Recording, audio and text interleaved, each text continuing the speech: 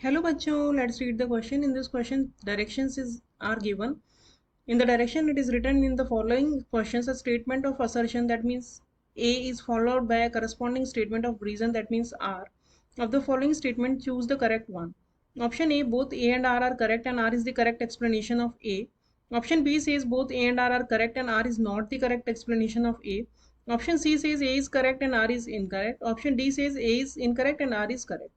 So assertion is given as graphite conducts electricity and reason is given as delocalization of electron occur in graphite. So first of all, let us check the key concept of the question. The key concept of this question is that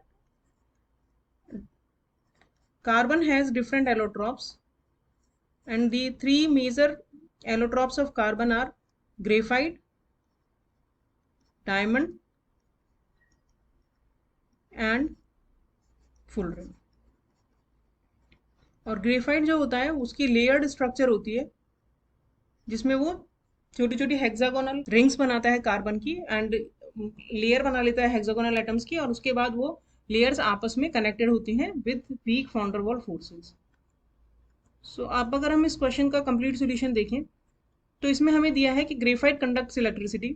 तो उसके लिए पहले हम structure देखते हैं graphite की।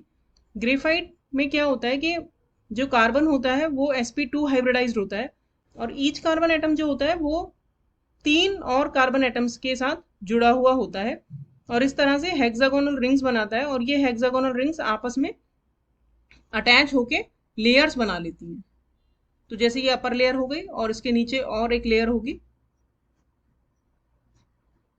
बहुत सारी इस तरह से लेयर्स बनी हो सकती हैं किसी भी तरीके से। और ये जो लेयर्स होती हैं ये अटैच होती हैं weak van der Waals forces की वजह से। ये फोर्सेस जो इनके बीच में होते हैं काफ़ी वीक फोर्सेस होते हैं जिसकी वजह से ये लेयर जो है वो एक दूसरे के ऊपर स्लाइड भी कर सकती है।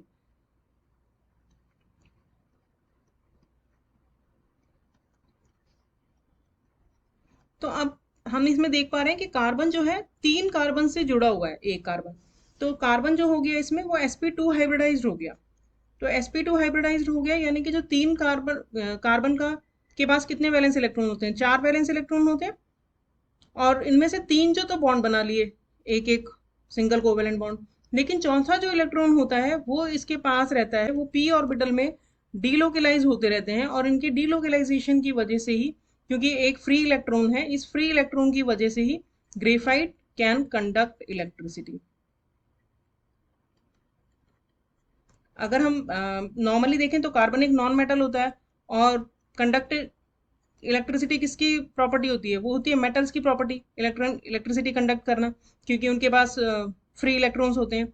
लेकिन carbon in the form of graphite can conduct electricity due to the free electron delocalisation. तो यानी हमारा असर्शन करेक्ट हो गया और जो रीजन है इसका वो भी एकदम करेक्ट है। तो हमारा ऑप्शन करेक्ट हो गया, option A. Hope you understood the solution well. Thank you.